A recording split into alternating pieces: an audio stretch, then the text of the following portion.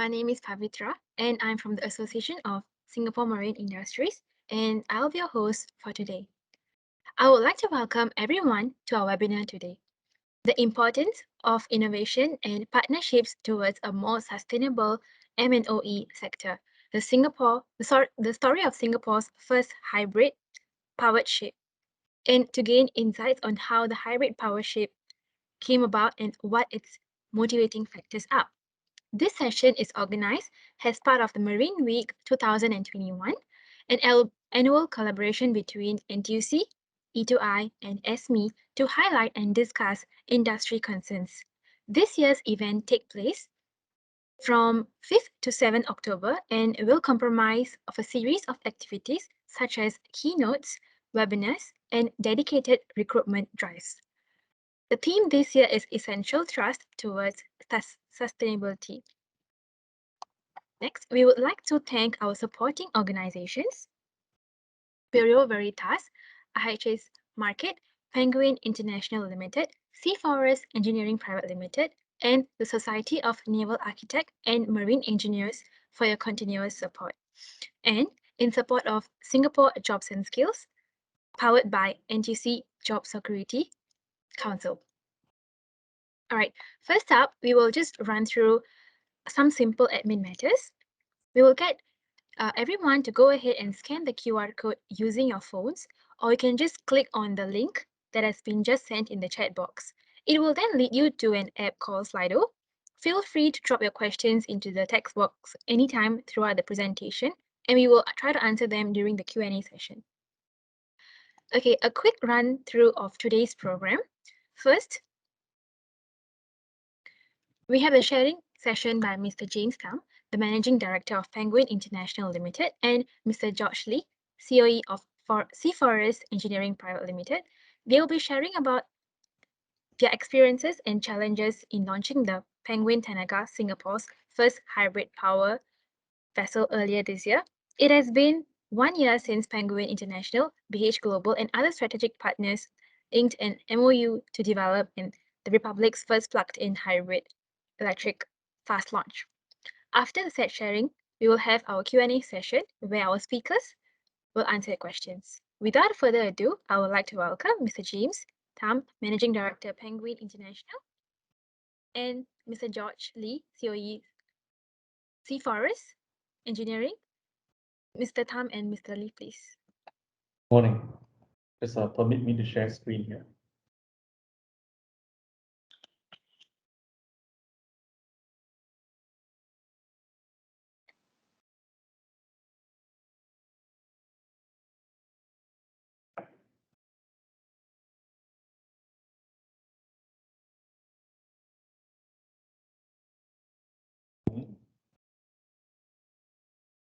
Can everybody see my screen? Yes, we can.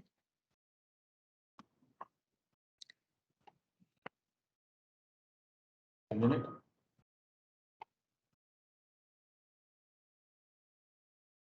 Okay, good morning, everybody. Special thanks to E2I and NTUC, and of course our friends from ASME. You know, it's wonderful what you are doing together for the industry and for the workforce at large. I attended the symposium yesterday with Mr. Chi Ming, and you know, it was wonderful kind of initiatives that you have put together. Now, I understand that about 100 people have signed up for today's webinar. I thank you for taking time off. To those of you who are working from home, thank you for taking time off your squid game. You know, it's a big sacrifice, I know, right? And I'm sure Jong Ho Yon can understand, you know, with 13 million followers, she's not going to miss a few, you know, who sneaked off to listen to this webinar, all right? Now, I know the title of this webinar sounds really heavy, technical, you know, pensive. I hope I don't disappoint you when I tell you that actually I'm trying to make it more broad-based and a bit light-hearted, you know. And I think the intention here is not to talk about our achievements with Tanaga, but more to share with you our sustainability and maritime decarbonization journey, right? I'll be as frank as possible, and you know, we're happy to take difficult questions later on. Okay, let's move on. Now, my co-presenter today is George Lee, who is the CEO of Forrest. Right? George, if you're on the spotlight, please wave. Yeah, okay. So I'll start first, and then later I'll hand over to George. Okay, I want to first off start off by talking about changing mindsets. Yeah. I think before we even talk about the Tanaga project or any other project that we have done, I mean, I want to talk about Penguin's own journey, how our mindset, how our attitude has changed towards sustainability and maritime decarbonization. First of all, we have embraced the fact that decarbonization is an absolute necessity, right? It's no longer an option. And certainly it's not true that this is the responsibility of government or big corporates. You know, it's not true. SMEs like Penguin and other SMEs have to play a part. The other key takeaway I want to share with you is that this is happening now, right? Everything that you're reading in the press, everything that you're hearing in the seminar, it's here and it's now. And it's worth highlighting right now because even for Penguin, when we first started this journey many years ago, we thought that, decarbonization and everything that comes along with it is something that is going to happen in the future. It's okay. We just need to focus on what we're doing now. Don't disturb me. But that's certainly not the case now. So it's definitely necessary and it's happening now. And the third takeaway I want to share with you is that we all have a part to play, whether it's individuals, SMEs, big corporates, we have a part to play, or we risk being left behind. So no longer is it just a business opportunity to come up with electrification solutions or to try to be part of a circular economy. I think it's imperative. If we don't get with the program, there's a chance that we will be the lone person, in the desert many years from now. So I think these are the three takeaways that George and I would like to leave with you if you forget everything else. Well, when I started my decarbonization journey and sustainability journey as well, that was probably in 2015, 2016, when Penguin had to come up with our first sustainability report under SGX requirements. Now, for that, of course, I have to thank MPA for helping us, come up with a report, co-funding the program with us. And since then, we've come across many buzzwords. I'd like to share these with you, right? And not to put you off. These buzzwords are now part of our social vernacular. We can't run away from it, right? Sustainability is about resilience, about living for the long term. Obviously, decarbonization, you know what it's all about. Electrification. A word about electrification, because you do come across this very often and more often now than ever before. Obviously, 2 weeks ago, Shell issued a press release on Singapore's first fully electric ferries. But even before that, as a country, we have been looking at how to electrify our vehicles, our ships, and as much as possible, we do try to go down the electrification route. And another point about electrification is after the Shell press release came out, someone asked me, he said, if you're going to be building more and more electric ships, won't that put too much pressure on our electric grid? Won't that create blackouts? So actually, that made me think about it. I mean, obviously, the answer is no, but I did check the EMA website. I know Wee Kiang, who's the director there as well. And the fact is, we always have a reserve margin in our supply demand grid. And reserve margin for the foreseeable future will be between 25 to 30%. So definitely there is enough electricity in our grid to electrify our vehicles and our ships. That's not something that should prevent you from going down the road of electrification. So the next set of buzzwords, obviously, you come across more now, carbon neutral and net zero. It's a distinction that I like to make here because carbon neutral just means that you will not do very much to reduce your carbon emissions. You will just offset them by buying carbon credits, essentially, right? Net zero is a more aggressive approach. which is the approach that Singapore is taking, which is we will try to reduce our emissions as much as possible, and only, if we can't, and whatever is left, we'll try to offset it. Two other buzzwords, circular economy and zero waste, is something that my kids teach me as well, to try not to waste, don't take too many papers and all that. But I think from the industry point of view, I'll share with you from Penguin's perspective. About 10 years ago, the aluminum powder that was generated from our grinding activities as we did our surface preparation on our aluminum house, that aluminum powder was all thrown away. But then someone actually pointed this out and said, hey, this is valuable, you should keep it and recycle it. So this is a case, where we were made aware and we acted on it, and in a small way we contributed to the circular economy. Two other buzzwords, bear with me, climate change and COP26. Now, COP26, which of course, was launched from the Paris Agreement many years ago, I think it's 26 years ago, is significant, right? Our Minister Grace Fu will be making a trip to Glasgow next month, right? And I know we've had many, many UN meetings on climate change, but this is significant because during this meeting that Minister Grace is representing us on, we'll be making concrete commitments.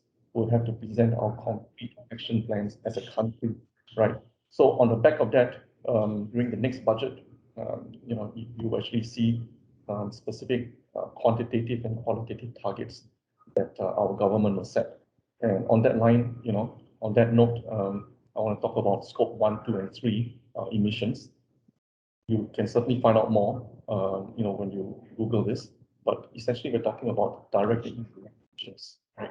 And as a company, Penguin, we have started recording our scope 1, 2, 3 emissions since March this year, right?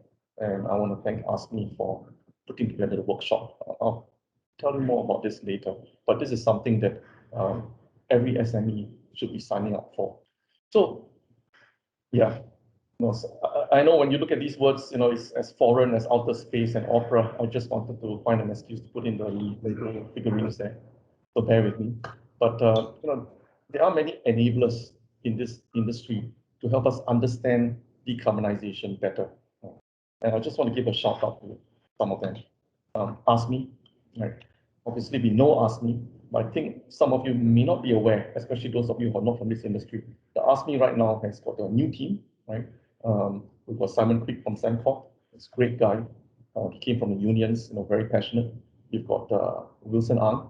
Wilson Ang himself founded an eco warrior volunteer welfare organization, I think, right, Wilson?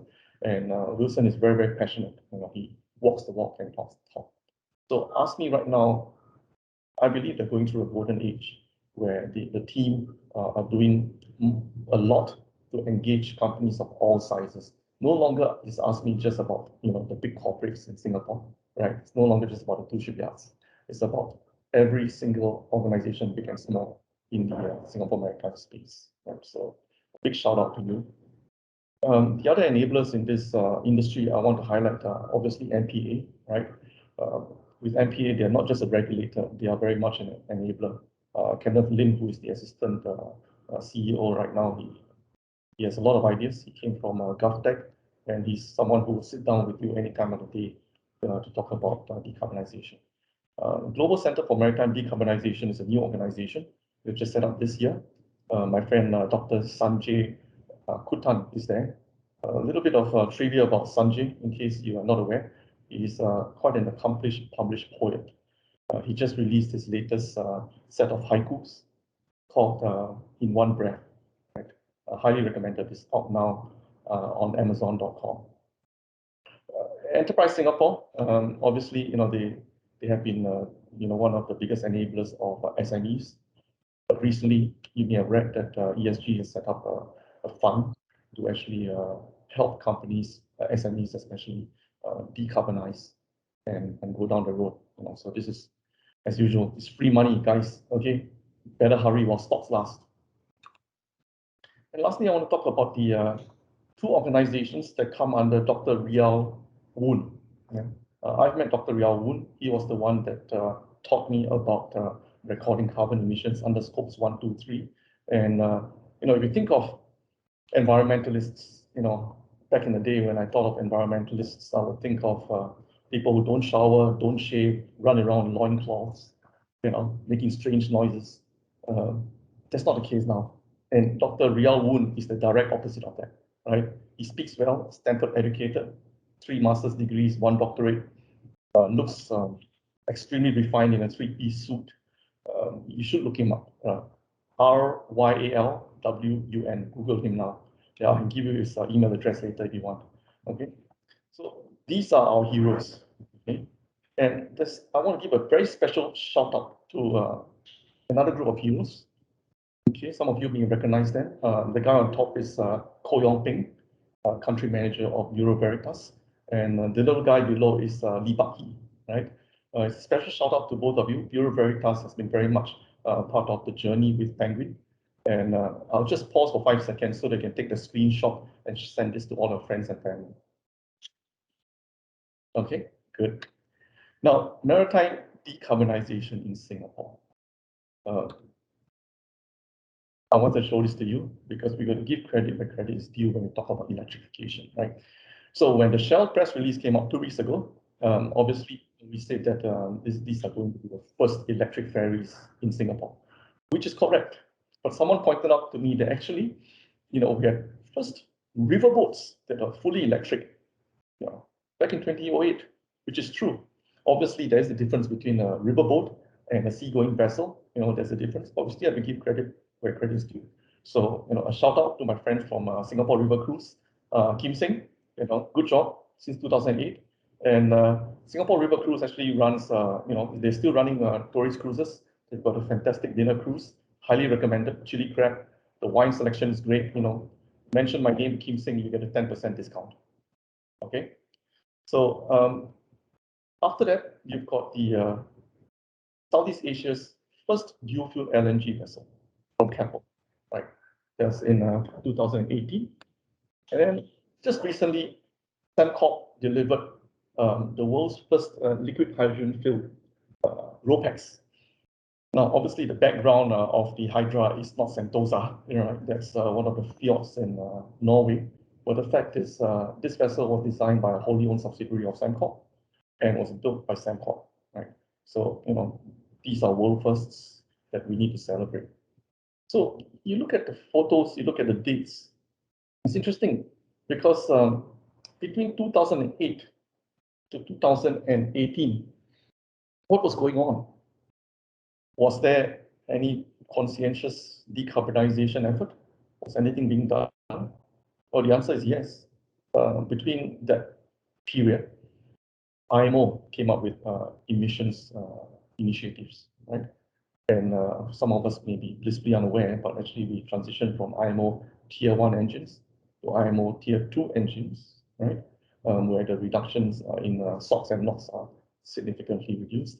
And then actually we are in the Tier 3 regime, but that only applies to certain emission control areas.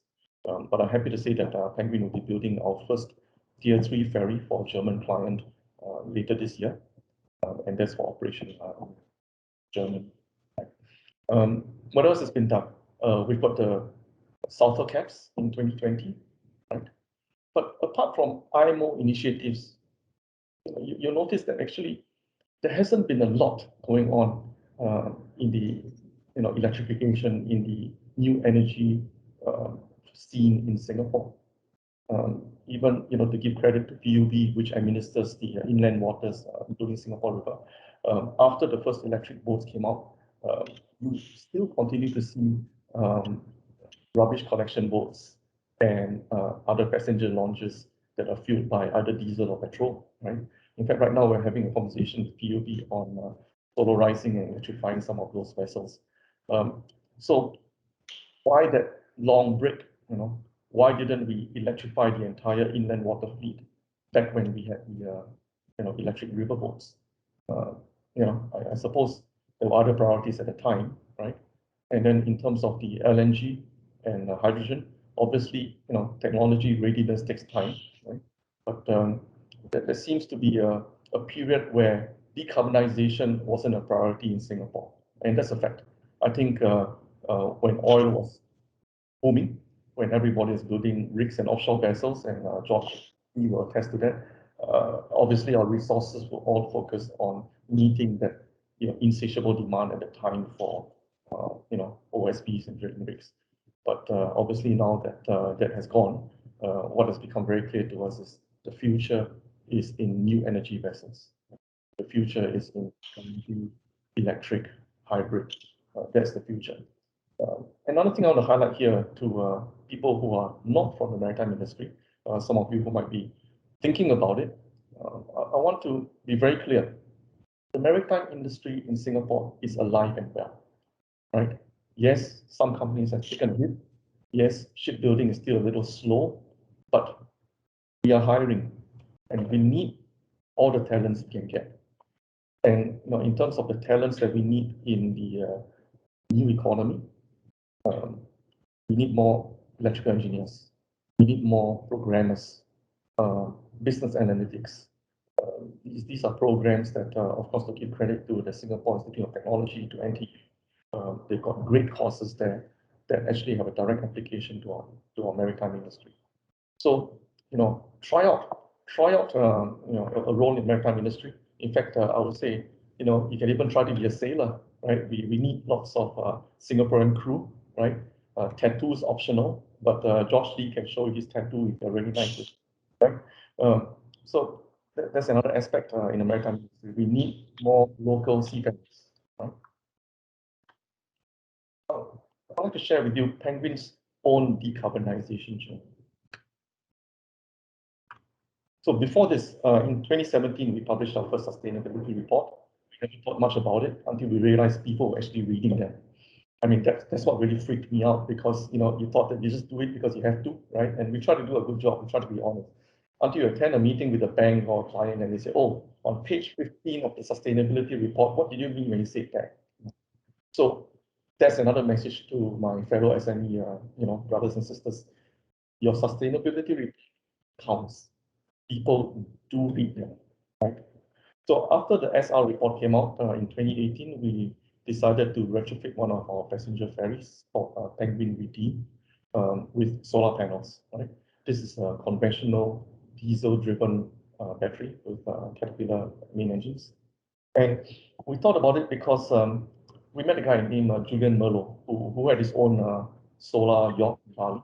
And to give credit to Julian, he worked with us and we came up with this concept. So the vessel today is still operating, right? During the days, he runs for Shell and carries Shell employees and subcontractors between Pasir Panjang and Bukom. And in the evening, after hours, she's actually berthed alongside, and that's when we turn off the generator. That's when the magic happens. Because during the day, the solar energy is actually harvested and stored in the batteries within the hull. Not a lot of storage capacity, is only about 9 kilowatt hours, right? But that's enough to provide energy for the crew living on board overnight, right? It powers the air conditioning, the toilet pumps, the lighting, basically everything to keep the crew comfortable without having to turn on the generator. That saves us about 100 to 120 liters of diesel every night. So that's something that's still going on. And just a little trivia for you. Some of you may notice this vessel because it's also chartered to Sindo. Right? I know my friends from Sindo are signed in, so shout out to Erna and Fanny there. Sindo runs this vessel under their Kue and Kusu and their Marina Coastal Delights program, right? Highly recommended, right? You have to support local tourism. I've been on board the MCD. Mention my name and get a 10% discount and a free bottle of wine, okay? No, you said that's doable, right? Okay. Okay, so next, in April 2021, we delivered with Forrest, Singapore's first hybrid electric hovercraft boat, right? And with Tanaga. My colleague George Lee will tell you a bit more about her. But certainly, we went through a lot through this process. I'll be honest with you, it wasn't smooth sailing. We made mistakes. There are things that we would change if we built another version. But I'm happy to say that this vessel is operating well now, and she's deployed as part of the Shell fleet. Thirdly, we're in the process of completing a hybrid electric petrol boat for a Singapore-based client that I'm not allowed to name, because right now this is a confidential project. So I can only show you this picture, right? This is an artist's impression. And I know if my client is looking at this, please bear with me. I know this is not the right color of the hull, right? Obviously, and you're supposed to be getting a catamaran, okay? But this is just an artist's impression, okay? Hopefully in the first quarter of 2022, we can tell you a bit more about this hybrid electric petrol boat. Lastly, as some of you know, or most of you know, we are going to be building Singapore's first fully electric passenger ferry, seagoing passenger ferry. And Shell, and of course, I'm grateful to Shell for the opportunity here. The journey from our first proposal to the contract award was a long and hard one. And of course, now the journey of the detailed design and the actual execution probably going to be longer and harder. This vessel is unique, or this project is unique because Penguin and our partners are undertaking the full scope end to end. It's not just the ferries, which are actually easy, the ferries and the full battery system. There's not going to be any generator on board. It's just batteries and motors, right? Because our scope also includes the shore charges, and that's where the challenge is, because we do need a seamless interface between the shore and the ship. And the other challenge is you will notice, those of you who are in this industry, you notice that this vessel needs to do over 20 knots. And trying to do over 20 knots and charging within 10 minutes and doing it about 6 to 8 times every morning and 6 to 8 times every evening, that's technically challenging. Certainly possible, right? But it's challenging. So, we relish the challenge, and once again, we are very grateful for the opportunity here. Okay, so that is a very simple outline of our decarbonization journey. Just share with you some key takeaways before I hand over to George. During our decarbonization journey, not just for Tanaga, but just the overall journey, we realized that we need to recognize our own strengths. For Penguin, our strength is designing, building, and operating aluminum high-speed vessels. So that's something we need to make sure we do well first. Then we work with project partners and we develop capabilities in electrification, hybridization ourselves. Certainly, if you are not building good ships, then you will not build good electric ships, right? So the first principles still apply. So I think this also applies to people out there who are looking to join our industry or looking to move on within our industry. I think we still need good engineers, right? A good engineering mind, someone with a systems mindset who can approach technology and vendors agnostically, right? That's important. So we do need to build our strengths first of all, right?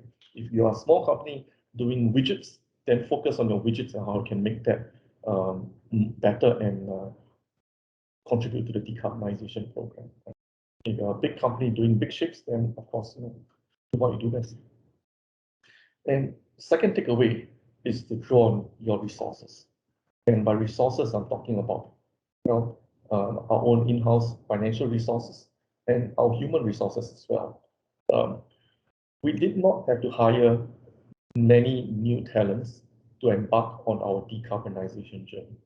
We did hire additional engineering talents. We did both foreign and local, and we are still looking.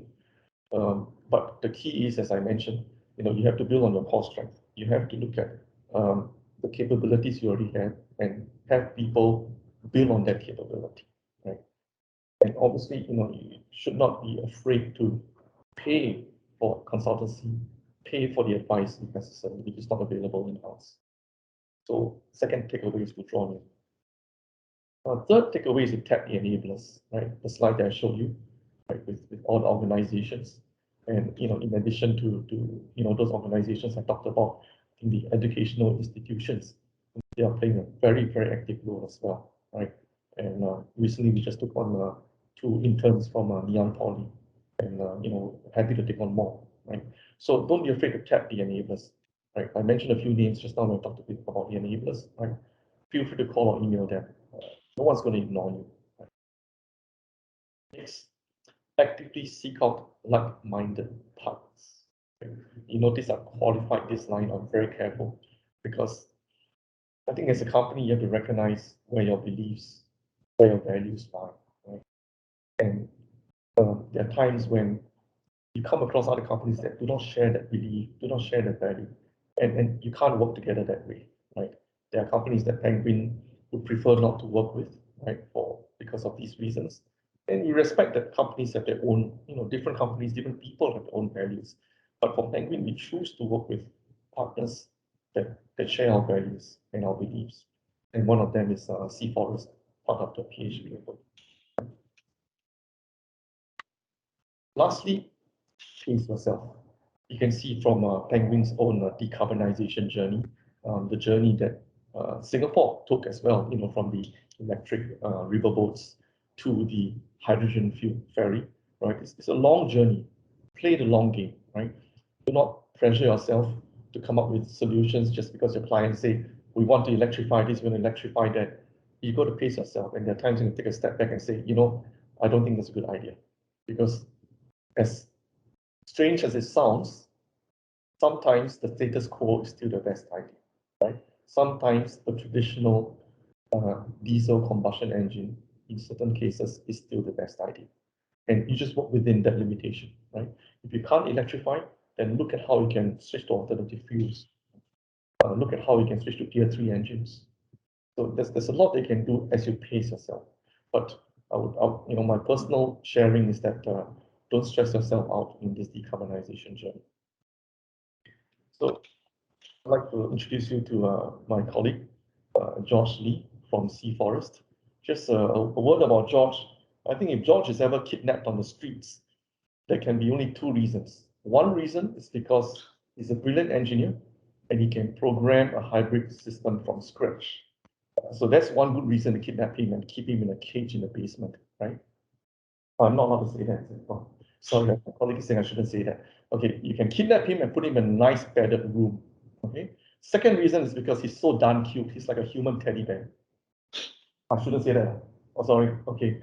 He's just cute, right? So before I get ahead of myself and embarrass myself anymore, I'd like to hand the mic over to my esteemed colleague, George Lee.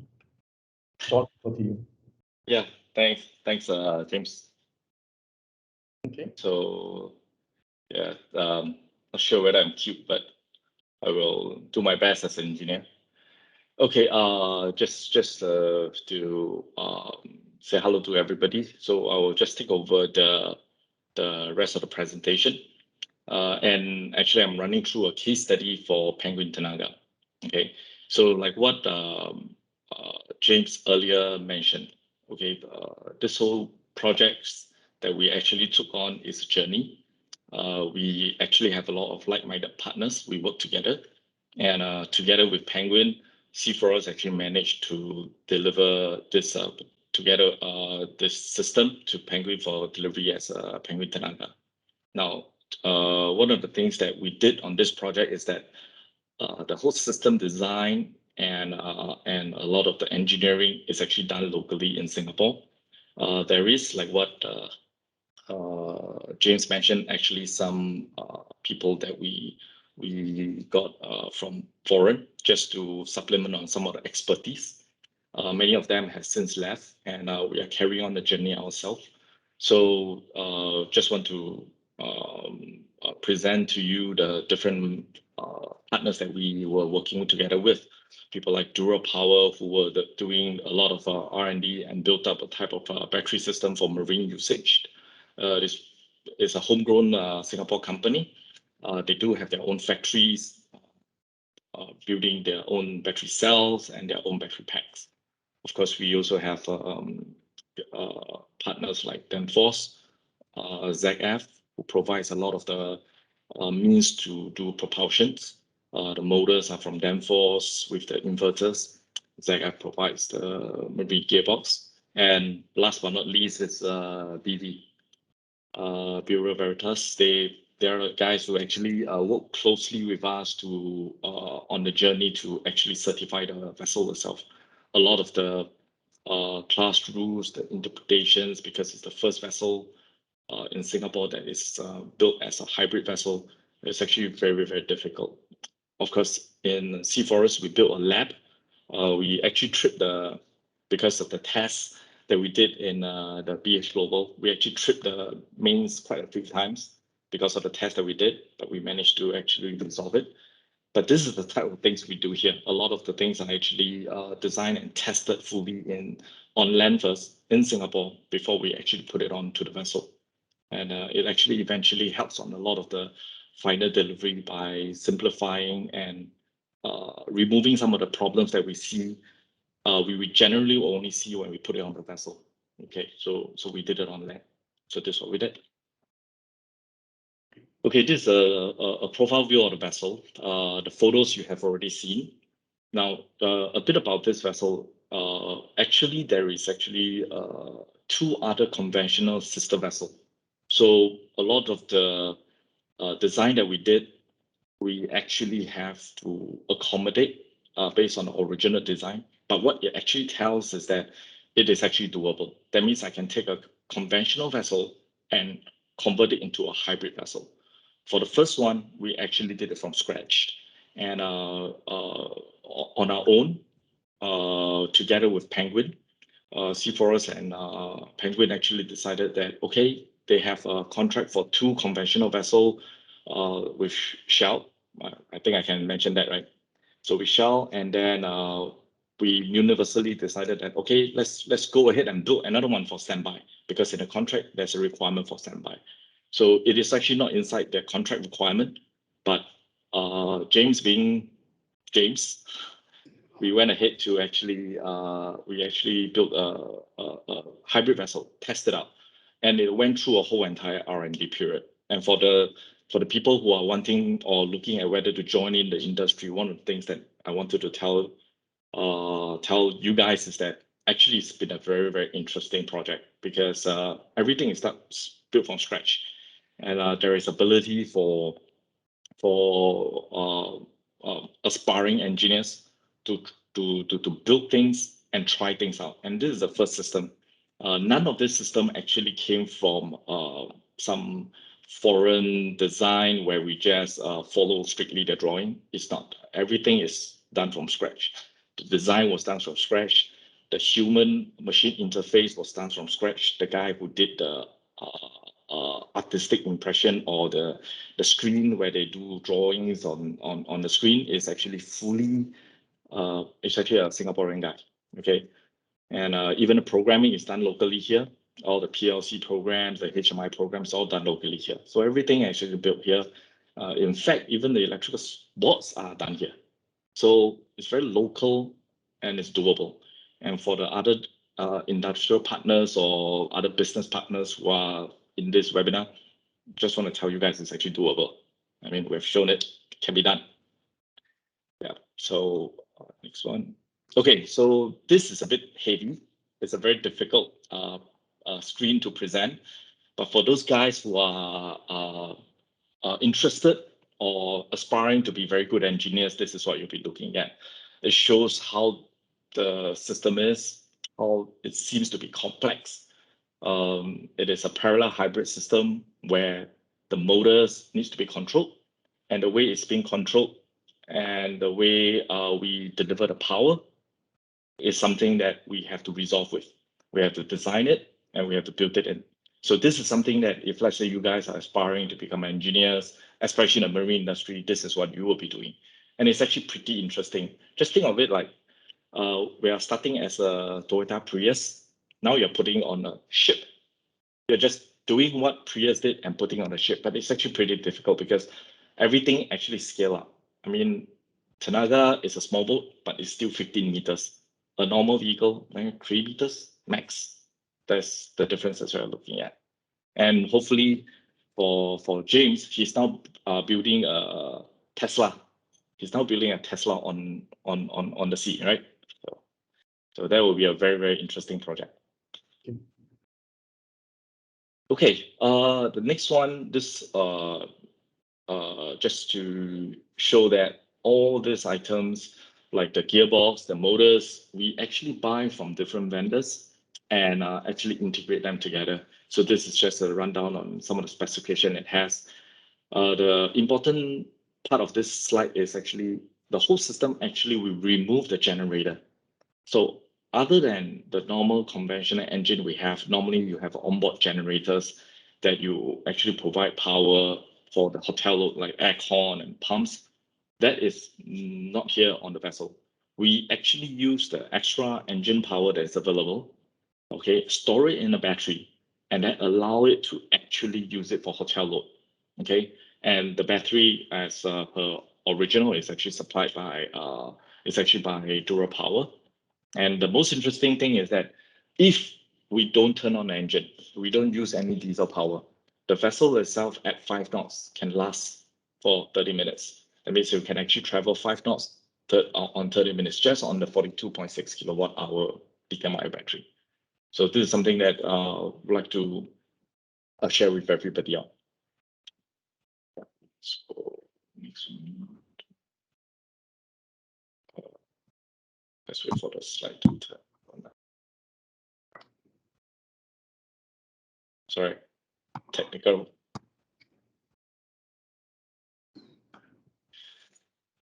Give us a second.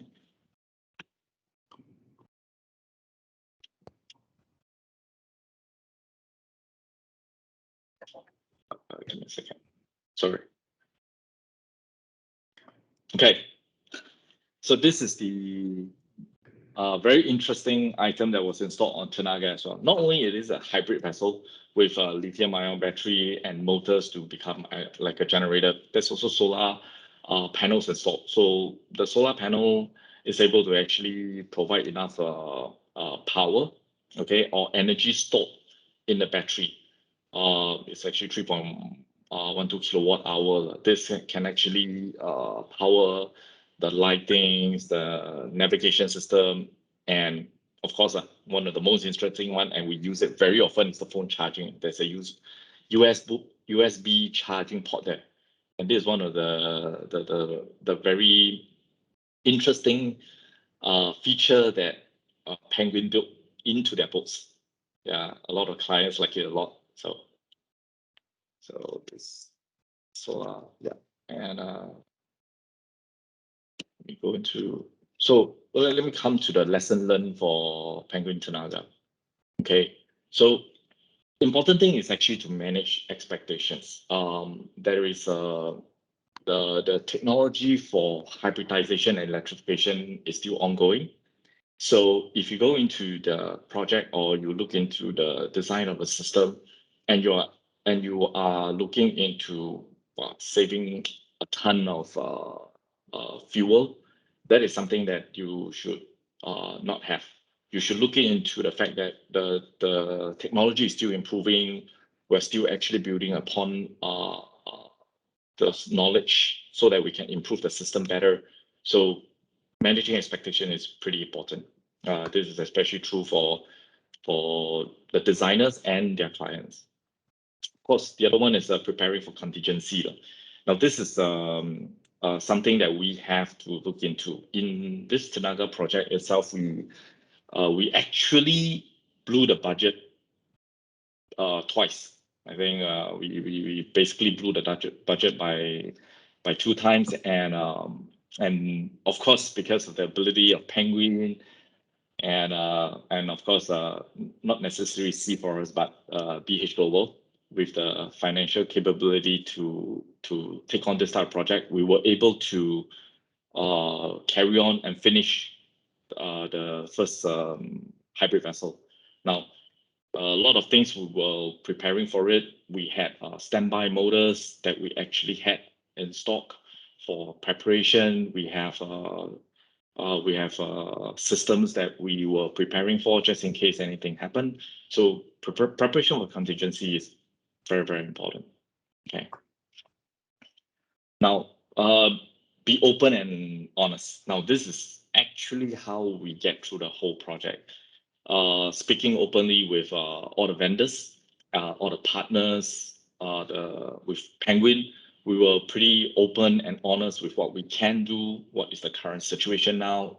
So everybody are able to pace themselves.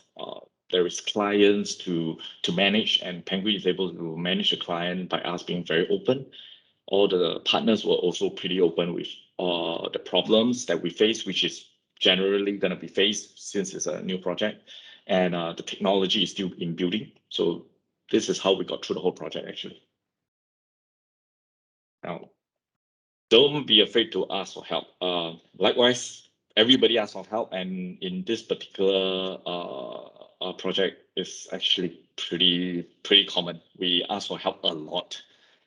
Sometimes even partners that we have that is not involved in the project, we even ask them for help. So by asking for help, it builds out a rapport, and people start to trust each other. So this is pretty important. Okay, essential the positive. This is pretty well. You have to be positive about the whole entire outcome. We stay positive in what we're trying to do. So this is how we get through. This project actually went through a period of time where we actually are in the COVID lockdown. Okay, circuit breaker, sorry. During circuit breaker.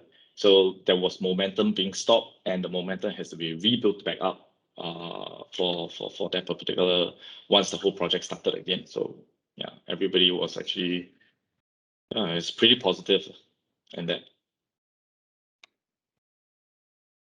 Well, that brings an end to my presentation, and see whether on the floor there's any questions for me and James to answer. I didn't say anything wrong, right? Perfect. Yeah. Okay, thank you, Mr. Tham and Mr. Lee, for the insightful sharing. Next up, we will move on to Q&A session. I see a few questions here. Okay, first one, how did this partnership came about? Okay. Well, maybe I'll start first. Yeah.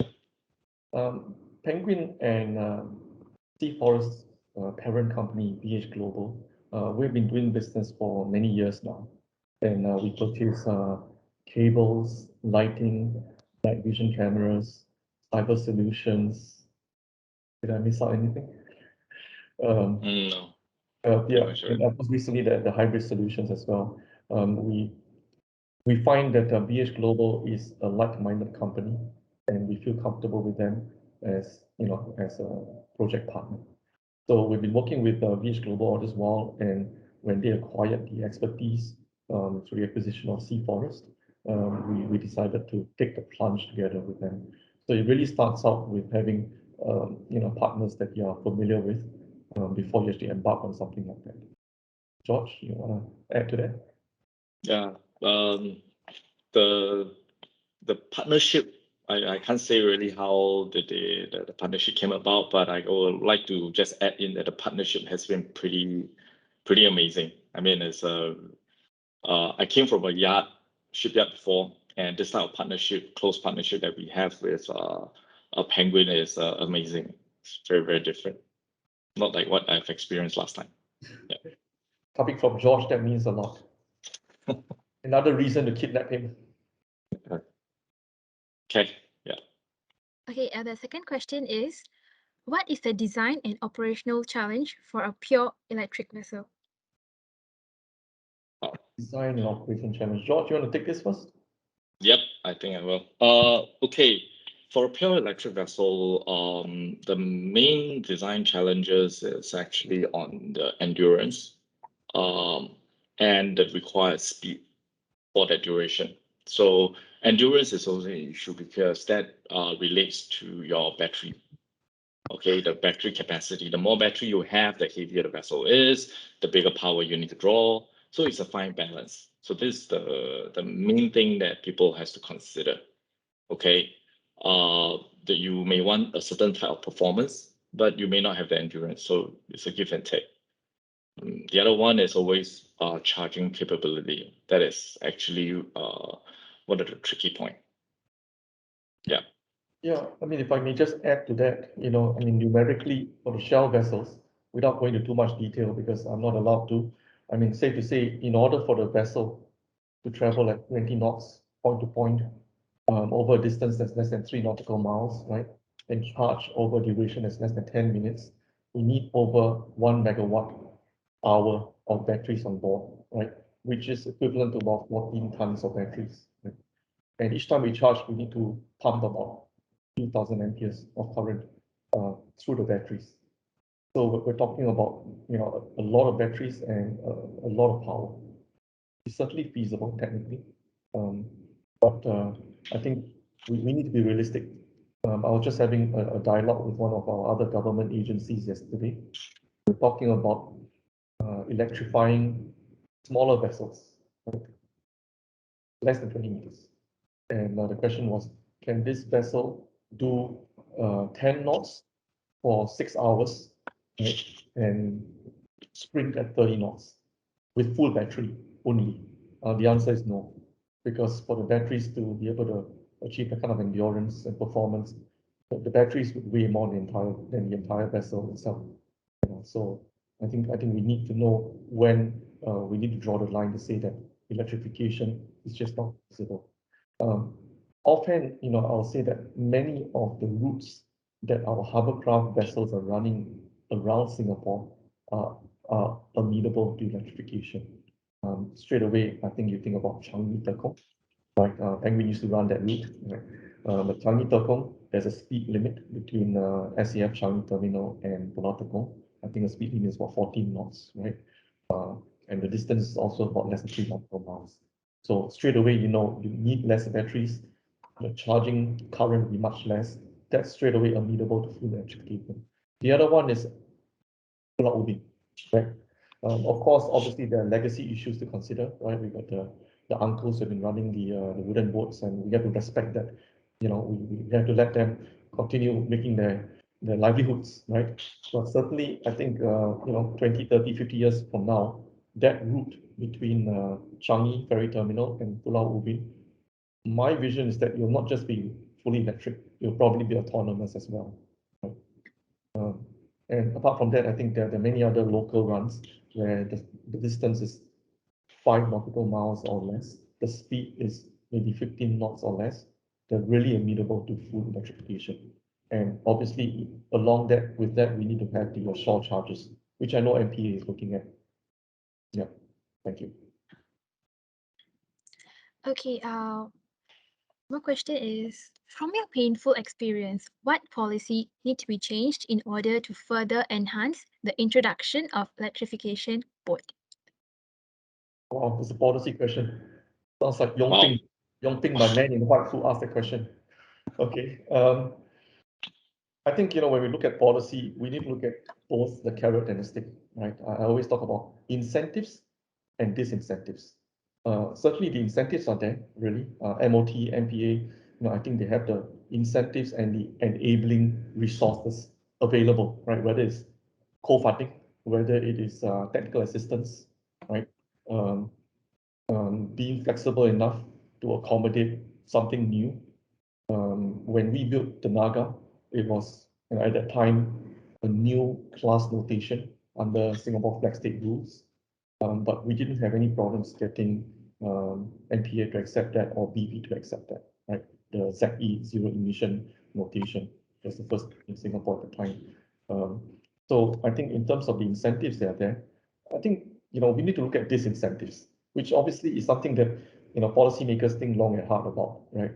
Because if you want to disincentivize people, you have to think carefully. If you ask me right off the bat, we should impose age limits on hovercraft vessels. Right? I know it's controversial, but we still have vessels that are 40 years made of wood that are running around Singapore. It's not on the river, it's at sea, right? We still have tier 1 engines that are emitting lots of SOx and NOx. So I think clear age limits on hovercraft vessels, we can certainly phase it in. Maybe start with different, with a certain type of vessels, and then eventually have age limits, because age limits are very, very common in many countries. Right? Another disincentive that I would say, or maybe a standard rather than disincentive, let us gradually move to tier 3. Right? Again, I know it's controversial, but it is part of the solution. Singapore hasn't ratified the IMO Tier 3 emissions controls. This is right now confined to areas in Europe, Caribbean. I think China is looking at Tier 3 as well. But I think a system of incentives and disincentives will usher us down the road towards electrification and decarbonization. Okay, the last question. Could both speakers share what's the minimum amount required to embark on the sustainability and maritime decarbonization in year one, and what should be the focus? You're talking about the dollar amount, I suppose. Well, I think if we want to talk about, maybe George, I'll say something first, and then you can certainly add some color to it. Look at Tanaga, right? I won't give you the actual dollar amounts because what we spent is actually a bit embarrassing. I had to explain to my board because we blew the budget by more than 2 times, right? I mean, you do see in some papers that say the difference between hybrid and non-hybrid is about 40-50%. I read that somewhere. We blew that way out of the water, unfortunately. Many reasons, engineering hours, COVID. I mean, the COVID delays were an impact. But I think you have to be prepared, right, for the contingencies, like what George said. So the Tanaga project is no secret that this is a simple pilot boat that costs way over $1 million, where a conventional one would be way below $1 million, right? But having said that, I think in terms of dollar resources, in terms of financial resources, I wouldn't consider this an obstacle because realistically, there is funding available, really. I see someone rolling his eyes there, okay? Please don't roll your eyes, okay? MPA, they are generous, they are open, and even though our projects were not funded by MPA, but I know that MPA is very positive in engaging industry on the main funding, ESG, right? So I think you look at, in terms of dollar amounts, look at what you have, and then approach ESG or MPA, right? Talk to them, and chances are you will get some funding. The other way is to get partners to come in, because if you have a great project like, for example, at the time for Tanaga, how Penguin dealt with it is that we asked all our project partners to contribute, to share the pain, frankly. So even though most of the pain, the financial pain, was borne by Penguin and BH Forrest, all the partners, right, all contributed, all had to cut off a pound of their flesh. So, George, what do you say to that? Yeah, I think James already mentioned about the cost impact, and that's one thing. But I see it also the fact that this project allow us to learn the lesson. Okay, it's like paying for school fees. It's just you pay for it. The important thing about that payment is that you must gain from it, and this is what we think that we do. Just now I didn't really mention it, but we did the first Tanaga, so we always call it a 1.0. There's actually a 2.0 design in the mix already, and currently now they're working on 3.0. In fact, we're evolving from the original design to other design to simplify it so that the industry don't have to suffer the same pain that we did. Okay, we are looking into modularization and productization. I think this is money that we put in, and then we learn the lesson, and together with Penguin, we hope to be able to capitalize on the lesson learned and do more in future. Yeah. Okay. Thank you, Mr. James, and thank you, Mr. George. We will be sending out a post-webinar email with the answers to your questions. Okay. All right. Okay. Once again, we would like to thank our supporting organization for your continuous support. Thank you. Okay, Ken. Thank you. Thank you. Thank you, everyone. You can go back to your Squid Game now. Yeah. Thank you. Thank you. Okay, last but not least, Esme, in collaboration with Nanyang Technological University, Singapore, and the Society of Naval Architects and Marine Engineers, will be organizing an offshore wind value chain and turbine technology course. To find out more about the course, do keep a lookout on the website's training page to register for the first intake taking place sometime in November or December. For more information will be announced soon. Okay, so we have come to the end of the webinar. We hope you enjoyed it as much as we did and have a better understanding of session 3 webinar on the importance of innovation and partnership. Should you have any further questions, please feel free to drop an email to admin@sme.com and we will get back to you as soon as possible. Thank you so much and we hope to see everyone soon. Goodbye.